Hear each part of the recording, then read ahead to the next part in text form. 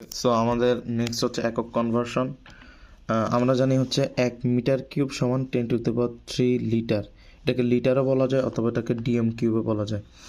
আর 1 metre cube থেকে যদি আমি সিএম কিউবে যাইতে চাই তাহলে সেটা হবে 10⁶। হ্যাঁ, আর যদি উল্টা আসতে যাই তখন সেক্ষেত্রে আমাদের কী হবে, সেক্ষেত্রে হচ্ছে আমাদের ইনভার্স হবে। ওকে, তাহলে মিটার থেকে লিটার হচ্ছে 10⁻³, মিটার থেকে সেন্টিমিটার কিউব 10⁶, এবং 1 লিটার থেকে যদি আমি সেন্টিমিটার কিউবে যেতে চাই তাহলে 10⁻³ গেল। এরপর হচ্ছে 1 এটিএম। 1 এটিএমকে আমরা মিটারে বলতে পারি 0.76 মিটার, 76 সেন্টিমিটার, 760 মিলিমিটার অথবা 760 টর, 101.325 কিলো প্যাসকেল অথবা 101.325 প্যাসকেল বা নিউটন পার মিটার স্কোয়ার। ওকে, এসটিপিতে হচ্ছে আমরা 0 ডিগ্রি সেলসিয়াস বা 273 কেলভিন, পি হচ্ছে 1 এটিএম, হ্যাঁ, অথবা এগুলো যে কোনো একটা দিতে পারে। 1 এটিএমের বদলে এই লেখাগুলো থাকতে পারে। আর আয়তন হচ্ছে 22.4 litre, standard temperature and pressure. And last হচ্ছে এসএটিপি। এসএটিপিটা কি? Standard ambient temperature and pressure. এক্ষেত্রে টেম্পারেচারটা কত? 25 ডিগ্রি সেলসিয়াস। একটা মনে রাখো, তাহলে 273 যোগ করলে 298-তে চলে যেতে পারবো। অথবা প্রেশারকে অনেক জায়গায় 1 এটিএম বলে, অনেক জায়গায় স্পেসিফিক করে 0.987। 1ই মনে রাখো, 1 না থাকলে একটু ছোটোটা আর কি, হালকা একটু ছোটো। অথবা 100 কিলো প্যাসকেল, আর আয়তন কত? 24.789 গেল। এত। এবার এই হচ্ছে প্রথম, মানে যতগুলার আছে সেগুলা। এবার আমাদের নেক্সট সূত্র হচ্ছে বয়েলের সূত্র। তো বয়েলের সূত্র আমরা কি দেখতেছি? V is proportional two 1/p। এখন আমরা PV is equal to nRT লিখবো। হ্যাঁ, লেখার পরে আমরা জানি বয়েল হচ্ছে পি আর ভি নিয়ে কথা, তাহলে পি আর ভি নিয়ে কথা, তাহলে বাকি দুইটা কাইটা দিলাম। কেন? কারণ বাকি দুইটা স্থির আছে এই সূত্রে, এই জন্য এটা। তাহলে P1V1 is equal two P2V2। এক্ষেত্রে হচ্ছে মূল সংখ্যার তাপমাত্রা স্থির, বোঝাই যাইতেছে। ওকে, গ্রাফে আসি। এক্ষেত্রে যেহেতু আমাদের কি টেম্পারেচার স্থির থাকে, এই জন্য এটাকে বলা হয় আইসোথার্মিক গ্রাফ। এবং এই গ্রাফের নাম হচ্ছে অধিবৃত্ত, আয়তাকার অধিবৃত্ত এরকম। তো এক্ষেত্রে গ্রাফটা হচ্ছে এরকম। এখন কথা হচ্ছে এখানে পি, এখানে পি, এটা ওয়াই, এটাকে এক্স ধরলে কিন্তু এভাবে আসে। যদি আমি এভাবে না ধরি, যদি এখানে পুরোটাকে ওয়াই, এটাকে যদি পুরো 1/p-কে এক্স ধরে, কিন্তু মূলবিন্দুগামী হয়, তাই না? ওকে, এখন এখানে কিছু কথা আছে। কথা কেমন? মনে করো এই পি আর ভি এর গ্রাফ, কিন্তু এখানে টি দিয়ে দিল। হ্যাঁ, এখন বলছে যে কোনটা টেম্পারেচারের মানে ক্রম কোনটা। আমি তোমাকে বলি, একটা পয়েন্ট ফিক্স করে ওয়াই অক্ষের দিকে লাইন টানবা, তাহলে বোঝা যাচ্ছে যে আমি ওয়াই অক্ষের দিকে পি আছে, তো ওয়াই অক্ষেতে পি আছে। এখন সবচেয়ে বড় পিকে এটা, এরপর এটা। এখন আমরা জানি প্রেশারের সাথে টেম্পারেচার সম্পর্ক কি? সমানুপাতিক। তাহলে এক্ষেত্রে এই পি বড়, তাহলে এক্ষেত্রে T3 বড়, দেন T2, দেন T1। বুঝতে পারছি? একটা ডট নিয়ে বরাবর সমান করে এ সাইডে টানবো, তাহলে সবচেয়ে বড় পি এর সাথে টি এর সম্পর্ক, তাহলে সেটার কোরিলেট করে T3 তাহলে বড় এটা। অনুরূপভাবে এই গ্রাফেও সেম কথা। এক্ষেত্রে মানে একটা পয়েন্ট নিছি, এখন ওয়াই অক্ষ বরাবর টানছি, এখানে কি আছে? ভি, সমস্যা নেই তো, V3, V2, V1। এক্ষেত্রে সারে যেটা দেয়, সারে যদি যেভাবে দেয় এটা, তাহলে এটার সাথে টেম্পারেচার কোনটা? এটা। এখন আমরা জানি ভি এর সাথে টি এর সম্পর্ক কি? সমানুপাতিক। তাহলে সবচেয়ে বড় ভি এটা, তাহলে সবচেয়ে বড় টিও হবে এটা, দেন T2, T1। বুঝতে পারছি কিনা? এই যে। ওকে, তাহলে সবগুলোর ক্ষেত্রে এরকম। তারপর হচ্ছে এরকম পিভি এর সাথে পি এর গ্রাফটা কি? কারণ পিভি নিজে হচ্ছে ধ্রুবক, পিভি সমান সমান কে, তাহলে আমি যদি প্রেশার দিই বা ভলিউম দিই, এটা কিন্তু কি চেঞ্জ হবে না, এরকম স্ট্রেট লাইন থাকবে। এই ক্ষেত্রে কি করবো? এক্ষেত্রেও সেম, ডট লাইনে টানবো। এখানে পি তো ফিক্সড, তা পি না। এবার দেখো এক্ষেত্রে কি, এটা তো পি ফিক্সড, এখন কে বড় হচ্ছে? ভি বড় হচ্ছে না? পি যদি ফিক্স থাকে, সবচেয়ে বড় ভি কোনটা? উপরেরটা, দেন পরেরটা। তাহলে ভি এর সাথে টি এর সম্পর্ক কি? সমানুপাতিক। দেখো সবচেয়ে উপরের ভিটা বড় না? পি তো ফিক্সড, এখন ভি এর মান বাড়ার কারণেই না এটা সবচেয়ে উপরে আছে, তাহলে ভি সবচেয়ে উপরেরটা বড়, দেন এটা, তাহলে টিও সবচেয়ে উপরেরটা বড়, দেন এটা। আমি কি বোঝাইতে পারছি কিনা? ভি এর সাথে টি এর সম্পর্ক সমানুপাতিক, এই জন্য আর কি এই।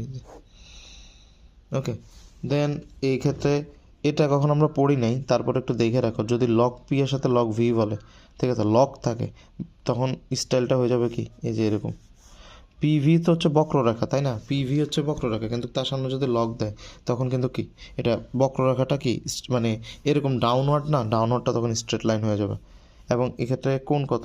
135 ডিগ্রি, সেক্ষেত্রেও সেম, সবচেয়ে বাইরে যেটা থাকবে সেটা বড়, দেন ভিতরেরটা আগের মতো T3 T2 T1।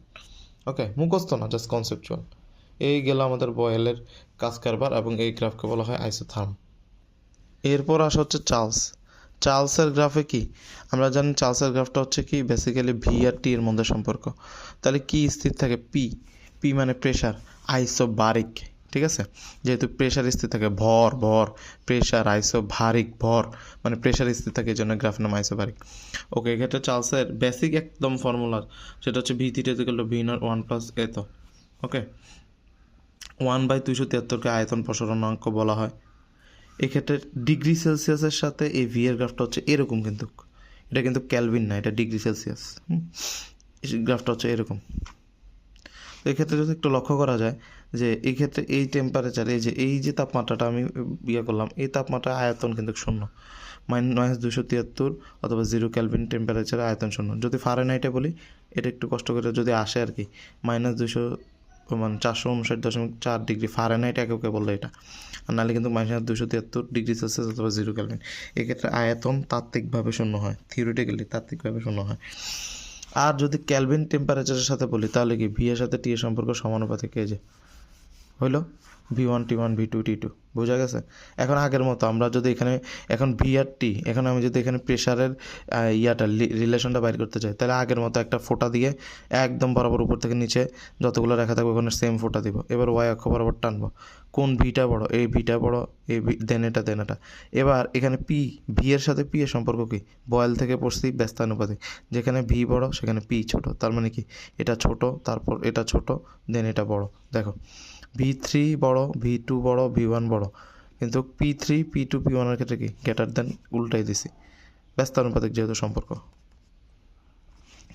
আবার V/T, এই যে দেখো V1 T1 V2 T2 এগুলো কি ধ্রুবক না, তাহলে V/T এর সাথে যদি আমি টেম্পারেচার করি তাহলে কি কোনো চেঞ্জ হবে না, তার মানে কি এই যে এরকম, মানে কি ধ্রুবক আর কি, V/Tটা ধ্রুবক না, তাহলে যতই কিছু করেন কেন হবে না। কিন্তু আমি একটু যদি খেয়াল করি যে এক্ষেত্রে টি তো এখানে ফিক্সড, এই যে টি তো এখানে হচ্ছে fixed.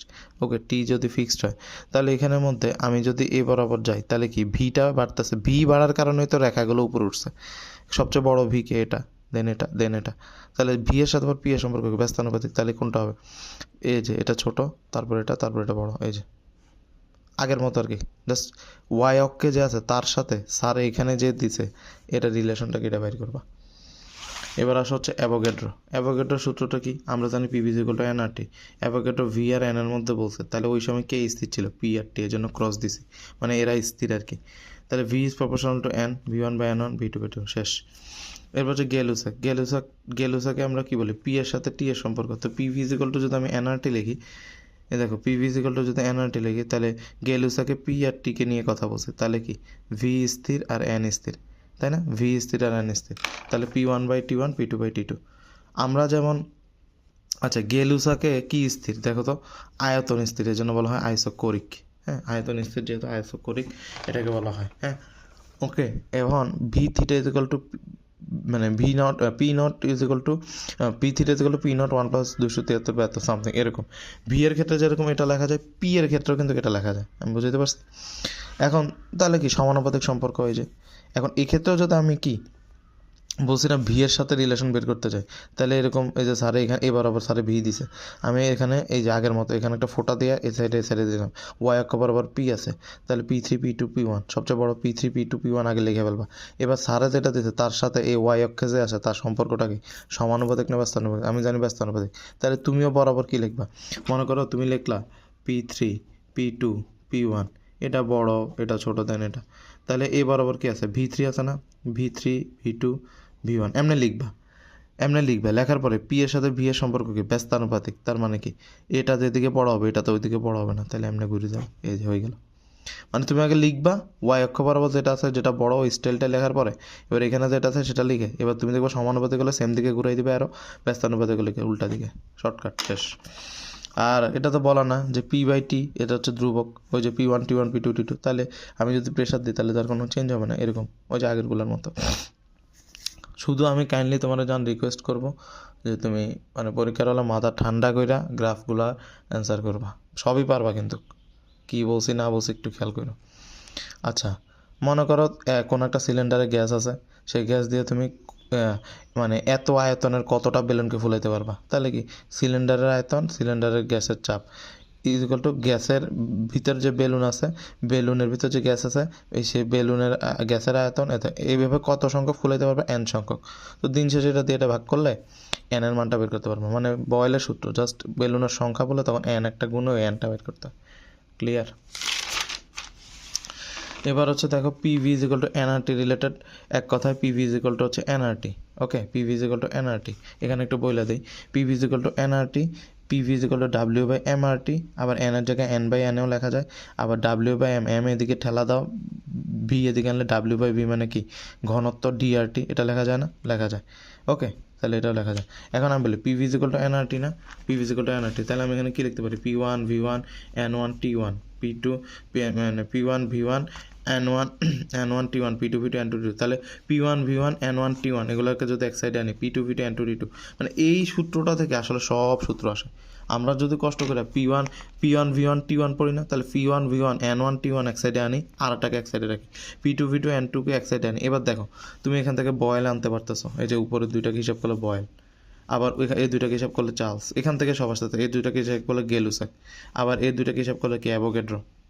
R P one by N one এটাও কিন্তু যেগুলো আমরা জানি না সেটাও এখান থেকে আনা যায়, পি এর সাথে এন এর সম্পর্ক, আবার এন এর সাথে টি এর সম্পর্ক, এই যে দেখো N one T one N two টি টু, বলা যায় না? আনা যায় কিন্তু, ঠিক আছে। আবার P one V one T one P two V two টি টু এটাও আনা যায়।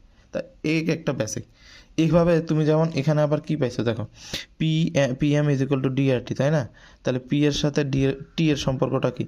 সমানুপাতিক। এই যে দেখো পি এর সাথে টি এর সম্পর্ক, পি এর সাথে ডি এর সম্পর্ক কি? সমানুপাতিক। P is proportional to D, এই যে সমান, তাহলে P one by D one, P two by D two. Okay, কিন্তু ডি এর সাথে আবার টি, দেখো পি এক সাইডে ডি এক সাইডে, সম্বন্ধখানে সমান আছে, কিন্তু ডি আর টি এটা দুজন এক সাইডে না, তাহলে কি ডি ওয়ান বলা যায় না? D one T one is equal to D two T two, তাহলে কি সমানুপাতিক সম্পর্ক না, ব্যস্তানুপাতিক সম্পর্ক। কিন্তু এক সাইডে দুইজন আছে, ডি টি একই সাইডে আছে, তার মানে কি D one T one D two টি টু লিখলাম তো, লেখা যায় কি না? যায়। তাহলে এক সাইডে দুইজন থাকলে কিন্তু কি ব্যস্তানুপাতিক সম্পর্ক করা হয় কিন্তু, ঠিক আছে। এই যে যেমন P one V one, PV দেখো এক সাইড আছে, তাহলে পি আর ভি এর মধ্যে সম্পর্ক কি? ব্যস্তানুপাতিক। ঠিক তেমনি ডি আর টি যেহেতু এক সাইডে আছে, তাহলে এই ক্ষেত্রে এটার সম্পর্ক কি? ব্যস্তানুপাতিক, D one T one D two টি টু। ওকে, তো এখান থেকে আমরা যেমন দেখো P M is equal to D R T, এটা লেখা যায় না? আবার এখান থেকে ইয়া করে লেখা যায় না? P one M one D one R one one P two V two N two টি টু, তাহলে কি লেখা যায়? একটাকে দিয়ে একটা দিয়ে ভাগ করে গেলে P one M one P two M two, মানে তুমি তোমার মতো করে সূত্র বানাইতে পারবা, কোনো সমস্যা নেই। এবার যদি এমটা সমান হয়, দুইটা গ্যাসের আণবিক সমান, এমও বাদ দাও, তাহলে P one by P two D T one T one T two, মানে করতে পারবা। শুধু জাস্ট টেকনিকগুলো যে আমি পারি সূত্রের কনভার্সনটা, এটা একটু খেয়াল রাখবা। ওকে, দেন মনে করো যে কোনো একটা বাক্সের মধ্যে মার্বেল আছে, মার্বেল তো কঠিন পদার্থ, কঠিন পদার্থের আয়তনটা বাদ দিবা, আয়তন থেকে বাদ দিবা, ঠিক আছে, আর কোনো কিছু না। এই যে কঠিন পদার্থের আয়তন বাদ দিবা। এরপর দেখো তুমি এই যে কে মানে কি? বোল্টজম্যান ধ্রুবক, তাই না? কে মানে হচ্ছে বোল্টজম্যান ধ্রুবক, এটার একক কি? আর বাই এন এ, মানে অ্যাভোগাড্রো সংখ্যা। তো কে এর মান এসআই এককে কি কি আছে? 1.38 into 10⁻23 joule per kelvin per mole. SI এককে এত, সিজিএস এককে একই, জাস্ট 10⁻23 এর সাথে 10⁻7 গুণ করবা, তাহলে সেটা কিসে চলে যাবে? সিজিএসে, মানে আর্গে চলে যাবে। দেখো 23-এর সাথে 7 যোগ করলে 30, মানে -23 ইন্টু -7, তাহলে -30। দেখছো একই ভ্যালু, সিজিএসে just 10⁻30 erg per kelvin per mole, আর এসআই এককে হচ্ছে 10⁻23। আর লিটার এটিএমে কত? শুধু একটা কম আবার 1.36 ইন্টু 10⁻25। ওকে, লিটার এটিএম পার ক্যালভিন পার মোল, একটু খেয়াল করে দেখাবা। এবার আর এর বিভিন্ন একক আছে, এগুলো আসে পরীক্ষা। আর ইজ ইকুয়াল টু কি? 0.082 লিটার এটিএম পার মোল পার ক্যালভিন, এটা, অথবা 8.314, এটাও জানো। আর্গেরটা একটু দেখো, 8.32 ইন্টু 10⁻7 আর্গ পার ক্যালভিন পার, এটা ঠিক আছে। আসলে কি জুলের সাথে জুল থেকে জাস্ট আর্গে গেছি 10⁻7 দিয়া, বুঝতে পারছো? এবার যদি ক্যালোরি এককে যাও 1.987, জাস্ট আর্গের জায়গায় ক্যালোরি পার মোল পার, সব জায়গায় পার মোল পার ক্যালভিন, এখানে দেখো পার মোল পার ক্যালভিন। জাস্ট যখনই এটা বসাচ্ছ 1.38 তখন জুল, আবার যখন এটা বসাচ্ছ তখন লিটার এটিএম, জুলের জায়গায় লিটার এটিএম। এ দেখো লিটার এটিএমের জায়গায় জুল, জুলের জায়গায় আর্গের জায়গায় যখন ক্যালোরির একক ক্যালোরি, আর ইঞ্জিনিয়ারিং একক বা ফুট পাউন্ডাল এফপিএস এককে কত 2783, এটা মনে রাখো জাস্ট, ফুট পাউন্ডাল এত। ওকে, এই হচ্ছে টোটাল কাহিনী। এই এবার হচ্ছে তুমি দেখো মোল ভগ্নাংশ। মোল ভগ্নাংশ মানে কি, মোট মোল সংখ্যা আর যার মোল ভগ্নাংশ বের করতেছো তার মোল সংখ্যা বসাবা, মানে উপরে যার মোল সংখ্যা বের করতে মোল ভগ্নাংশ বের করতেছো তারটা ডিভাইডেড বাই টোটালটা। ওকে, আংশিক চাপ। আংশিক চাপ নিয়ে কথা কে বলছে? ডাল্টন বলছে। আংশিক চাপের সূত্র কি? আংশিক চাপ সমান সমান মোল ভগ্নাংশ, এই যে মোল ভগ্নাংশ ইন্টু মোট চাপ, ঠিক আছে। আবার আমরা বলতে পারি কি, সম্পূর্ণ চাপ হবে সবগুলোর আংশিক চাপের সমষ্টি। মনে করো যে তুমি আংশিক চাপ দিচ্ছ, আমি আংশিক চাপ দিচ্ছি, তাহলে আমাদের দুইজনের চাপের সমষ্টি কিন্তু টোটাল চাপ। এবার এছাড়া যে আমরা এই সূত্রটা জানি না, V1 P1 plus V2 P2, ঠিক আছে, divided by V1 plus V2, এটা তো আমরা জানি, ঠিক আছে। সো এটা হচ্ছে টোটাল প্রেশার। ঘটনা কেন দেখো, এখানে কিন্তু জাস্ট স্টপ কপ খুলে দিছো, দুইটা আয়তন মিক্স হবে, এই জন্য V1 প্লাস V2। এখন মনে করো দুইটা পাত্র আলাদা, তারা কোনো যুক্ত নেই, তারা নতুন একটা পাত্র নিচ্ছে, নতুন পাত্রের আয়তন V, একই সূত্র, V1 প্লাস V2 ডাললে শুধু এখানে দেখো V1 যোগ V2 যোগ করছি, যেহেতু দুইটা পাত্র, কিন্তু এখানে নতুন পাত্র নিচ্ছি, তখন নিচে কিন্তু V1 প্লাস V2 না, তখন নতুন পাত্রের আয়তন যেটা সেটা লিখবা। আমি কি বোঝাইতে পারছি? এটাই, এটা হচ্ছে মিশ্রণের মোট চাপ। ওকে, এবার একই সূত্র P1 V1, ওই যে মিশ্রণের মোট চাপ তুমি মনে করো বাইর করলে। এখন মনে করো তোমাকে স্যার একটা টেম্পারেচারে দিছে, মিশ্রণের মোট মানে বলছে যে এই তাপমাত্রা থেকে এই তাপমাত্রা গেলে মিশ্রণের মোট চাপ কত হবে। তাহলে প্রথমে তুমি P1 V1 plus P2 V2 divided by V1 plus V2, এটা দিয়ে মোট প্রেশার মোট চাপটা বের করলা। এবার মোট চাপটা তুমি একটা স্যারে যে টেম্পারেচারে দিয়ে দিছে, ডাটাগুলো যে টেম্পারেচারে দেওয়া আছে, P1 V1 P2 P2, এটা যে টেম্পারেচার দেওয়া আছে, সেই টেম্পারেচারে তুমি টোটাল প্রেশার পাইছো। এখন স্যার অন্য টেম্পারেচারে টোটাল প্রেশার চাইছে, তাহলে ওই যে গেলুসাক P1/T1, হ্যাঁ, P2/T2, এটা করে তুমি কি ওই টেম্পারেচারে প্রেশারটা বের করতে পারবে না? তখন কি এই ফর্মুলা ইউজ করার জন্য অন্য টেম্পারেচার, এই যে আমি যে টোটাল প্রেশারটা পাইছি সেই টোটাল প্রেশারটাকে আমি কি এখন অন্য টেম্পারেচারে কত সেটা কিন্তু বের করবো গেলুসাকের সাহায্যে, যদি বলে। এবার আসো হচ্ছে গ্রাহামের সূত্র। গ্রাহামের সূত্র হচ্ছে কি, এই যে গ্রাহাম, এটা হচ্ছে কি গ্রাহাম, এটা হচ্ছে গ্যাস ঘনত্বের বা বাষ্প ঘনত্বের বর্গমূলের ব্যস্তানুপাতিক, অথবা আণবিক ভরের বর্গমূলের ব্যস্তানুপাতিক, অথবা সময়েরও ব্যস্তানুপাতিক, ঠিক আছে। যার ব্যাপন হার বেশি তার সময় তো কমই লাগবে, এজন্য সবার সাথে সে ব্যস্তানুপাতিক সম্পর্ক, শুধু দুইজনের সাথে সমানুপাতিক ব্যাপনটা। তুমি যদি তাপমাত্রা বাড়ায় দাও, ঘরের গ্যাসের অণুগুলো তাড়াতাড়ি ছড়াবে, তার মানে তাপমাত্রার সাথে তার সম্পর্ক, এই যে দেখো, বর্গমূলের সমানুপাতিক কিন্তু। আবার তুমি যদি চাপ বাড়াও তাহলে চাপের সমানুপাতিক, বোঝাতে পারছি? এই তো এখান থেকে তুমি লিখতে পারো না R1/R2 = ওই যে, যেহেতু ব্যস্তানুপাতিক সম্পর্ক ওভাবে লেখা যায়, ঠিক আছে। দেখো তুমি এখান থেকে এটা লিখছো না, এরা এখান থেকে তুমি আবার কি, মানে এটা তো লিখছো, আবার এটা একটা সূত্র হয়, আবার এটার সাথে এটা একটা সূত্র হয়, অথবা এটার সাথে লাস্টের একটা সূত্র হয় না? এটা তুমি জাস্ট মেইন বেসিকটা জানলে, বা এই লাইনটা তুমি যদি মানে এটা যদি বুঝো, এই লাইন থেকে এটা করতে পারো, তাহলে এখান থেকে তুমি যে স্যারের যে ডাটা দিছে, মনে করো সময় দিছে তোমার হচ্ছে এই গ্যাসের ভর দেওয়া আছে, ওইটার ভর কত, তাহলে সময় আর ভর তুমি তো বুঝতেছো না, তুমি ফার্স্টে ব্যাপনে চলে যাবা, মেইন এই লাইনটা লিখবা, লিখার পরে তুমি এভাবে মেইন লাইন লিখে এবার তোমার যেটা দরকার সেটা পিক করে তুমি ম্যাথ করো, সমস্যা না। অথবা তুমি এটা মনে রাখতে পারো যে ব্যাপনের সাথে সবার সম্পর্ক ব্যস্তানুপাতিক, সবার সম্পর্ক ব্যস্তানুপাতিক, কিন্তু এরা আবার নিজেরা সমানুপাতিক, দেখো, কারণ সবাই নিচে অবস্থিত, সমানুপাতিক। তাহলে এটা তুমি এমনি বলতে পারো যে না, ব্যাপনের সাথে সবার সম্পর্ক ব্যস্তানুপাতিক, যাদের সম্পর্ক ব্যস্তানুপাতিক তারা আবার নিজেরা কিন্তু সমানুপাতিক। এটা তো ব্যাপনের সাথে টেম্পারেচারের সম্পর্ক হচ্ছে বর্গমূলের সমানুপাতিক, এখান থেকে এটা করতে পারো, অথবা প্রেশারের সমানুপাতিক, ঠিক আছে, এটা করতে পারো। ওকে, আর আরেকটা জিনিস মনে রাখবা, আণবিক ভর কি, বাষ্প ঘনত্বের দ্বিগুণ। মনে করো তোমার জায়গায় কোনো জায়গায় বাষ্প ঘনত্ব ডি দেওয়া আছে, হ্যাঁ, তো বাষ্প ঘনত্ব দেওয়া আছে 17, তোমাকে বলছে আণবিক ভর বের করতে। ওই বাষ্প ঘনত্বকে 17কে যদি তুমি 2 দিয়ে গুণ দাও, তাহলে কিন্তু ওই গ্যাসে তুমি আণবিক ভর পেয়ে যাবা, বুঝতে পারছো? বাষ্প ঘনত্ব থাকলে তুমি আণবিক ভর ইজিলি পাবা, সো অনেক সময় দেওয়া থাকে। ওকে, এবার দেখো আমি কি বলছি, দেখো আর এর সাথে প্রেশারের সম্পর্ক সমানুপাতিক না, এই যে R1 R2 P1 P2। এখন আমি যদি একসাথে মার্চ করে বলি, মানে দেখো আর এর সাথে পি এর সম্পর্ক কি সমানুপাতিক, দেখো R1/R2 = P1/P2 ইন্টু কেন, যদি গ্যাসের ভর দিয়া দেয় তাহলে ভরের সাথে আবার সম্পর্ক কিন্তু ব্যস্তানুপাতিক, দেখো, তো তুমি জাস্ট ইন্টু কইরা যার সাথে ব্যস্তানুপাতিক তারটা গুণ দিয়ে দেবে, আর এক্সট্রা কিছু নেই। আবার যদি টেম্পারেচারের সাথে বলো, টেম্পারেচারের সাথে সমানুপাতিক, দেখো R1 T1 R2 T2 বর্গমূলের, কিন্তু আবার এটার সাথে সম্পর্ক ব্যস্তানুপাতিক, তাহলে এটার সাথে ঢুকাইয়া দিলাম, মানে এটা আর কি, যে আর ইজ প্রপোর্শনাল টু 1/√m, আবার কিন্তু 1/t, এটার সাথে এটা সম্পর্ক সমানুপাতিক, এটা ব্যস্ত। তাহলে এখান থেকে তুমি লিখতে পারো না R1/R2 ইজ ইকুয়াল টু কি √T1 T2 into M2 M1, লেখা যায় না? লেখা তো যায়, ওইটাই লিখছি আর কি। তুমি জাস্ট মেইন ফর্মুলা কার সাথে কার সমানুপাতিক এক নজরে চোখ বোলাও, দেখবা যে সবই পারবা। ঠিক আছে, হেডেক নেওয়ার কিছু নেই, সবার সাথে ব্যস্তানুপাতিক, আবার যাদের সাথে ব্যস্তানুপাতিক তারা তারা সমানুপাতিক। এই দুইজনের সাথে শুধু ব্যাপন সমানুপাতিক, একটা হচ্ছে টেম্পারেচারের সাথে, তাও বর্গমূলের, আর একটা হচ্ছে চাপের সাথে। একটুক মনে রাখো, দেন বাকি কনভার্সন তুমি পারবা, দেখে নাও। ওকে, সো নেক্সট পার্ট হচ্ছে কি আদর্শ গ্যাসের গতীয় সমীকরণ।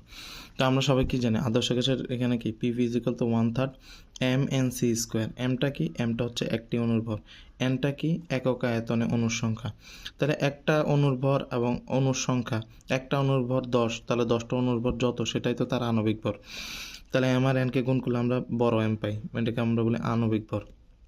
1/3 mn এর জায়গায় আমি বড় হাতের এম আণবিক ভর লিখতে পারি। ঠিক আছে, এবার ভিটাকে যদি এই যে ভরের এই যে এম এর নিচে লেখো, তাহলে m/v মানে ভর ভাগ আয়তন, মানে কি ঘনত্ব না? তাহলে এটার বদলে আবার কিন্তু কি এটাও লেখা যায়।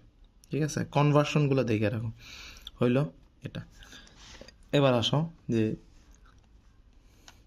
সিআরএমএস ব্যাগের ক্ষেত্রে, সিআরএমএস ব্যাগের ক্ষেত্রে তুমি জাস্ট এই ফর্মুলাটা মনে রাখো, CRMS is equal two √3RT/m।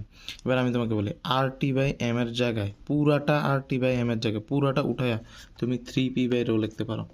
এই যে পুরাটা RT/m যদি উঠায়া তুমি কি লিখতে পারো? p/ρ, রো মানে ঘনত্ব আর কি, যাই হোক। অথবা 3RT, RTর জায়গায় তুমি কি লিখতে পারো? মানে nRT হইতো, n তো নাই, তাহলে এখানে RTর জায়গায় তুমি কি লিখতে পারো? PV। বুঝাইতে পারছি? ওকে, তাহলে এই হচ্ছে কথা। আর আরেকটা কথা হচ্ছে কি, RT এর জায়গায় তুমি কি লিখতে পারো? যদি বলে একটি অণুর মানে গতিবেগ কত, তাহলে কি আর এর জায়গায় কে লিখবা? বোলটজম্যান ধ্রুবক একটি, যখন বলবে টি টি টি তখন এটা কিন্তু একটি বললে তখন কিন্তু এটা 3kT/m, এটা কিন্তু বড় হাতের এম না, সাবধান।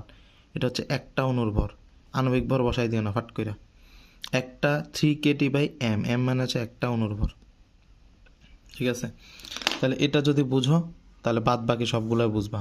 শুধু একটা প্রথম লাইনটা মনে রাখো, √3RT/m। আরটির জায়গায় আমি পিবি বসাইতে পারি, অথবা RT/m পুরাটা উঠায় আমি 3p/ρ বসাইতে পারি। হ্যাঁ, আর বোলটজম্যান বলে আর এক জায়গায় জাস্ট কেটি, নিচে হবে কি ছোট হাতের এম। এই আর অ্যাভারেজ, এবার আসা হচ্ছে কি গড় বা অ্যাভারেজ, এটাকে গড় বা অ্যাভারেজ বলি, অথবা C/12 বলে। হ্যাঁ, গড়। তো সেটা কি √8RT/πm, মানে এখানে আগে এখানে কী পড়ছো? 3RT, এখানে 3 পড়ছো না? 3 এর জায়গায় এখানে জাস্ট হবে 8/π।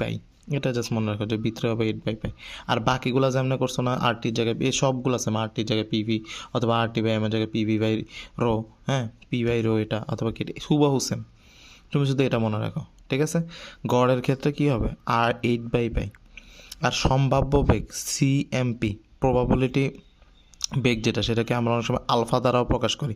এটাকে আলফা দ্বারা প্রকাশ করা হয়, ঘাবড়ানোর কিছু নাই, আলফা দ্বারাও প্রকাশ করা হয়। ঠিক আছে, তো এটা কি √2RT/m, হুবহু আবার আগের মতো সেম। তাহলে CRMS এর ক্ষেত্রে আমরা কি পড়ছি? √3RT/m। তারপর হচ্ছে ইয়ার ক্ষেত্রে কী পড়ছি? √8/π অ্যাভারেজের ক্ষেত্রে। আর ওইটার ক্ষেত্রে কী পড়ছি? √2RT/m। দেখো, CRMS এর ক্ষেত্রে √3, আর এটার ক্ষেত্রে হচ্ছে √8/π অ্যাভারেজের ক্ষেত্রে, আর সম্ভাব্যর ক্ষেত্রে √2। ক্লিয়ার? ওকে, একবার দেখে নাও। এই এখন আসো, তাহলে কে বড়? যদি বলে কে বড়, অবশ্যই CRMS, আমরা যেটা পড়তেছি, যেটা নিয়ে কাজ করি সেটা বড়, আমরা যেটা নিয়ে কাজ করি সেটা বড়। তারপর কে বড়? অ্যাভারেজ। এরপর কে? এরপর হচ্ছে সম্ভাব্য, একেবারে ছোট হচ্ছে সম্ভাব্য, এরপর হচ্ছে এটা, তারপর হচ্ছে এটা। তা আমরা যদি অনুপাতটা করি, তাহলে দেখো ফার্স্টে সম্ভাব্য বেগ, তারপরে অ্যাভারেজ, তারপর RMS যদি রাখি, ওই যে দেখো সম্ভাব্যতার মধ্যে কি √2 ছিল, ওখানে √8/π ছিল, এটা ছিল। আর এটাকে যদি দশমিকে কনভার্ট করে ফেলি, তাহলে দেখো 1:2, 1/12, 1.22 সম্ভাব্য বেগ, তারপর হচ্ছে কি অ্যাভারেজ, তারপর হচ্ছে এটা। ঠিক আছে, এটার অনুপাত হচ্ছে এটা। ওকে, এবার দেখো CRMS এর সাথে এটা সম্পর্ক কি? √3RT/m। তাহলে টি এর সাথে সি এর সম্পর্ক সমানুপাতিক, আবার ভরের সাথে বর্গমূলের ব্যস্তানুপাতিক। যার ভর বেশি সে তার দৌড়াইতে পারবে না, তার বেগ কম। এরপর দেখো ইকে এর সাথে সম্পর্ক। ইকে ইজ ইকুয়াল টু কি? ইকে ইজ ইকুয়াল টু হচ্ছে ইকে ইজ ইকুয়াল টু কি? গতিশক্তি। 3/2 এনআরটি, 3/2 এনআরটি, ঠিক আছে। অথবা যদি একটি অণুর গতিশক্তি বলে, এন তো মোল সংখ্যা, তাই না? যদি বলে একটি অণুর গতিশক্তি, জাস্ট কী হবে তখন 3/2 কেটি। এনআর এর জায়গায় জাস্ট কী বসাবা? কেটি। এটা কিন্তু একটা অণুর গতিশক্তি বললে, লিখে দিছি। আচ্ছা, এখন দেখো যে এটা এনআরটি এর জায়গায় আমরা পিভি লিখতে পারি। কেমনে? PV is equal to NRT, না এনআরটির বদলে আমরা পিভি লিখতে পারি। আবার PV is equal two 1/3 MNC square লেখা যায় না? তাহলে এই পিভি এর বদলে 1/3 এমএনসি স্কোয়ার লিখলে 3 কাটা যায়, তাহলে কি 1/2 এম আর এন রে গুণ করলে আবার আণবিক ভর আসে। আর এখানে সি স্কোয়ার। অবশ্যই এখানে আর এর মান 8.314 বসাবা, আর এম এর মান বসাবা কিসে? এসআই একক কেজিতে। মনে করো 1 মোল সোডিয়ামের ভর কত? কথার কথা 23 গ্রাম। 23 গ্রাম। তুমি চেষ্টা করবে এখানে কি 23 গ্রাম বসাইতে? না, তুমি বসাবা 23 × 10⁻³ কেজি, কেজিতে বসাবা।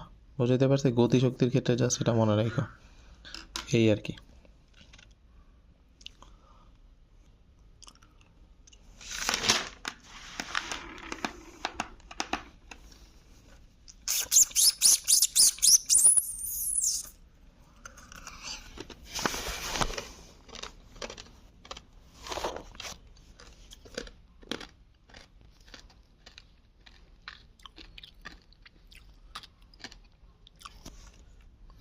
ওকে, আমি এখানে আংশিক চাপ নিয়ে আরেকটা কথা বলি, সেটা হচ্ছে আংশিক চাপ সমান মোল ভগ্নাংশ ইন্টু মোট চাপ। তাহলে হিসাব করতে গেলে কোন গ্যাসের আংশিক চাপ বেশি হবে? মনে করো তোমার কাছে 1 গ্রাম, আমার কাছে 1 গ্রাম, তাহলে কোন গ্যাসের আংশিক চাপ বেশি হবে?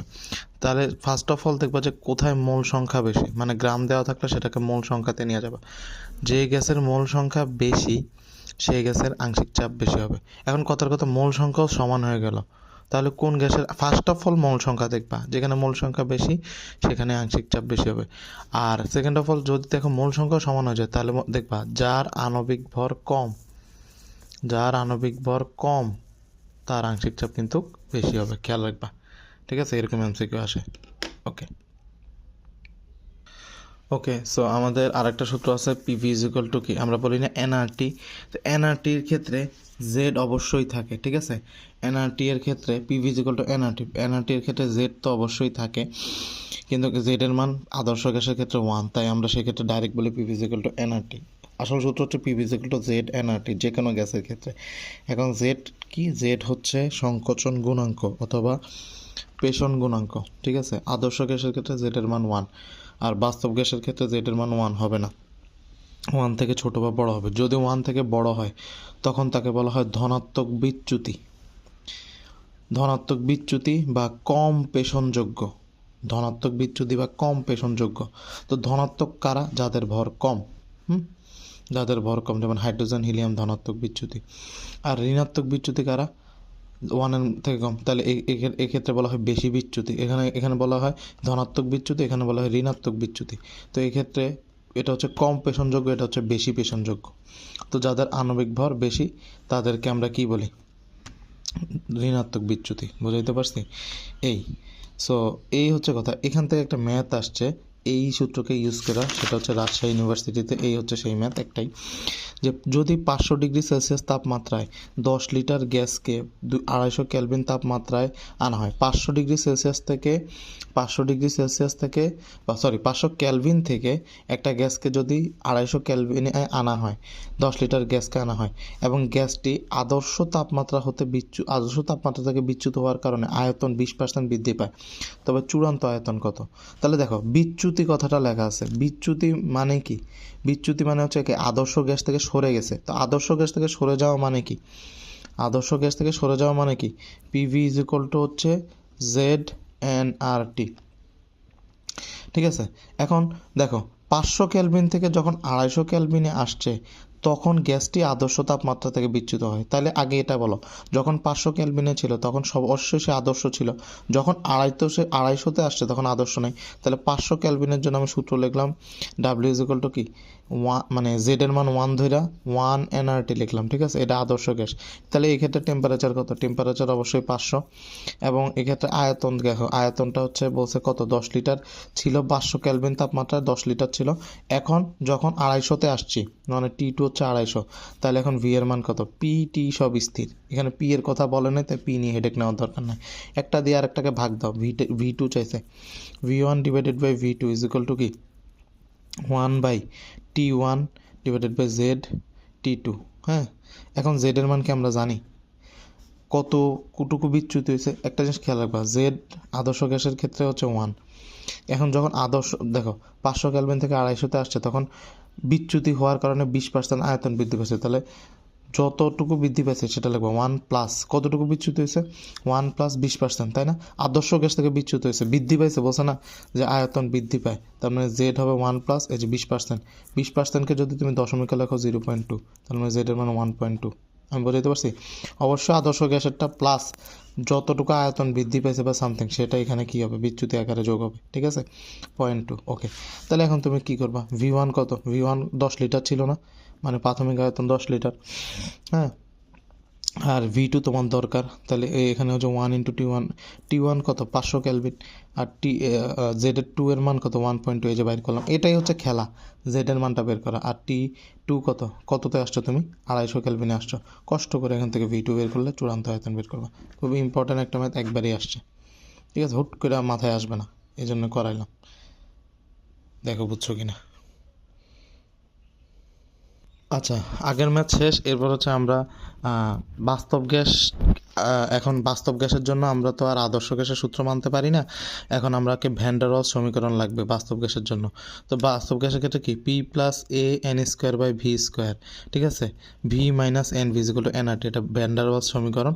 সো এ কে কী বলা হয়, আন্তঃআণবিক আকর্ষণ বল, ঠিক আছে।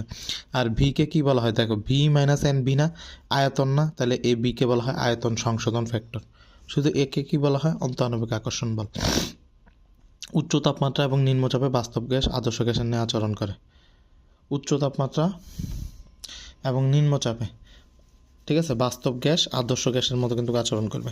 আচ্ছা, এখন এ এর একক আর ভি এর একক কেমনে বের করবো, এই পুরাটাকে 0 ধরো, এই যে 0 ধরলাম, সেখান থেকে কিন্তু বের করলাম এ এর একক, ঠিক আছে। না পারলে এমনি করবা, উদয় রিস্ক নেওয়ার দরকার নেই। লিটার স্কোয়ার এটিএম মল ইনভার্স 2। হ্যাঁ, আর ভি এর এককে লিটার পার মল ইনভার্স। এই তো হয়ে গেল, শেষ। এখানে আদর্শ গ্যাসের কিছু বৈশিষ্ট্য আছে, আমরা জানি আদর্শ গ্যাস এই যে এনআরটি সূত্র মেনে চলে। এবার একটু খেয়াল করবে, 2 নম্বর বৈশিষ্ট্যটা ইম্পর্টেন্ট। স্থির তাপমাত্রা ফিক্সড। আদর্শ গ্যাসের অভ্যন্তরীণ শক্তি মানে ইউ, শক্তি তাপমাত্রার উপর নির্ভরশীল, আয়তনের উপর নয়। স্থির তাপমাত্রায় অভ্যন্তরীণ শক্তি তাপমাত্রার উপর নির্ভরশীল, আমরা আগে পড়ছি না তাপগতিবিদ্যায়, অভ্যন্তরীণ শক্তি তাপমাত্রার উপর নির্ভরশীল, সেম কথা এখানেও সেম, আয়তনের উপর না, এটাই। অর্থাৎ আদর্শ গ্যাসের ক্ষেত্রে কিন্তু এটা সত্য, del U divided by del V, অর্থাৎ আয়তনের সাপেক্ষে অভ্যন্তরীণ শক্তির পরিবর্তন হবে, এই যে বলছে আয়তনের উপর নির্ভরশীল না, তাই 0, ঠিক আছে। ওকে ডান, এখানে তেমন কিছু নেই। এটা তো বললাম মেনে চলে না। এটা অ্যামাগার বক্ররেখা দেখো, আমি বলছিলাম কি হাইড্রোজেন হিলিয়ামের ক্ষেত্রে কি জেড এর মান 1-এর বেশি, এই জন্য দেখো উপরের দিকে। আর ভারী গ্যাস যেগুলো আছে নাইট্রোজেন, এগুলোর ভর বেশি, দেখো তুমি nitrogen, oxygen, carbon dioxide, ammonia, এগুলো নিচ থেকে যায় উপরে হয়েছে। আদর্শ গ্যাসের ক্ষেত্রে জেড এর মান কিন্তু 1। দেখো এরপর হচ্ছে আমাদের মতবাদ আছে, একটু খেয়াল করো। অ্যাসিড ক্ষার মতবাদ, 3 ধরনের ব্যক্তির মতবাদ, এগুলো আগেও পড়ছো। আরহেনিয়াস অ্যাকুয়াস, জলীয় দ্রবণ নিয়ে বলবে, জলীয় দ্রবণ হাইড্রোজেন দিবে, হাইড্রোক্সিল দান করলে ক্ষার। ব্রনস্টেড লাউরি কি, হাইড্রোজেন তুমি দিবা, তুমি অ্যাসিড, তুমি হাইড্রোজেন নিবা, উল্টা কথা হয়ে গেল না, তাহলে তো তুমি ক্ষার।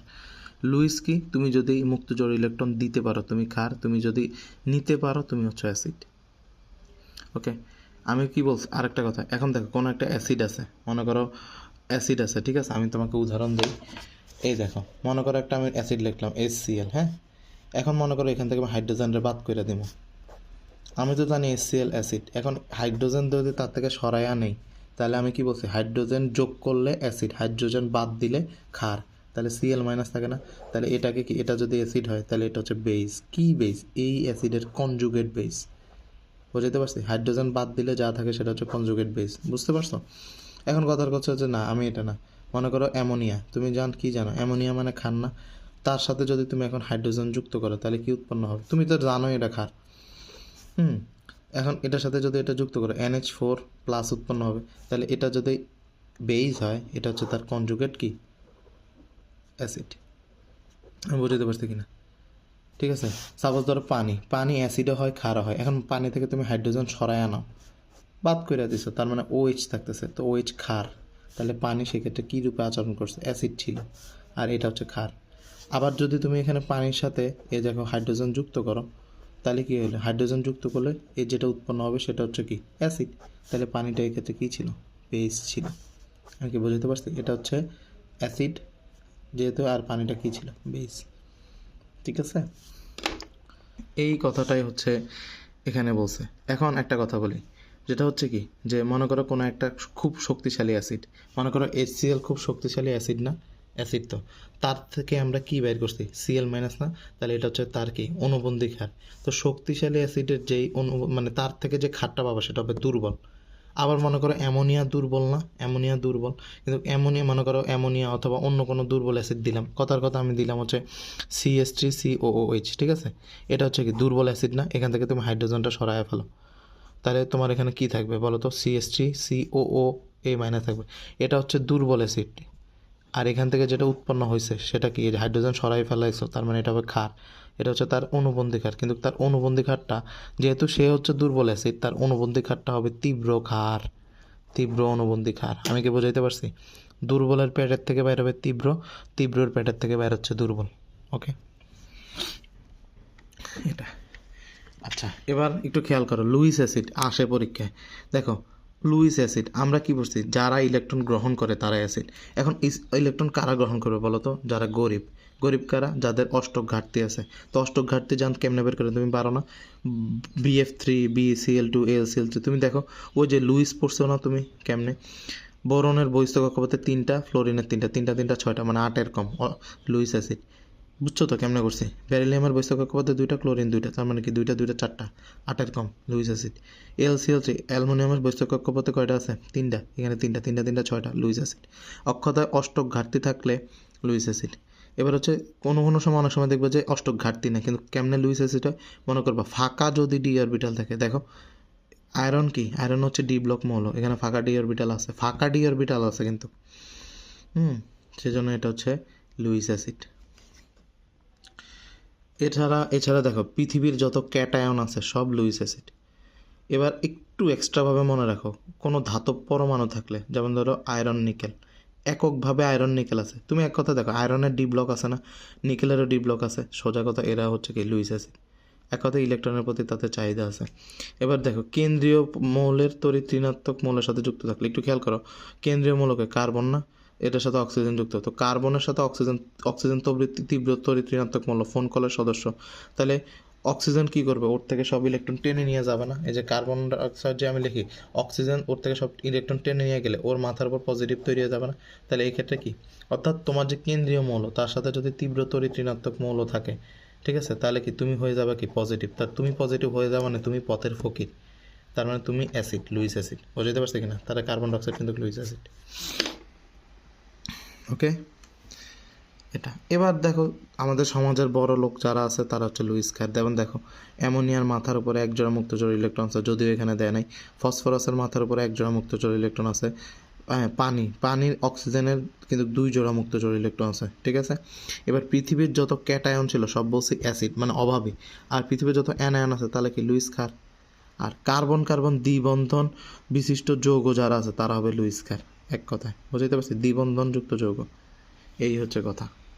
চলো এই রিলেটেড কিছু এমসিকিউ আমরা দেখি, তাহলে আর একটু স্ট্রং হবে। বলছে কি, এই যে কার্বনেট কি হিসেবে কাজ করে? কার্বনেটটা কি হিসেবে কাজ করে? ওকে, NH4+, কার্বনেট 2-, বাংলা তো এটাই পাই, NH4+ আর কার্বনেট 2-, ঠিক আছে।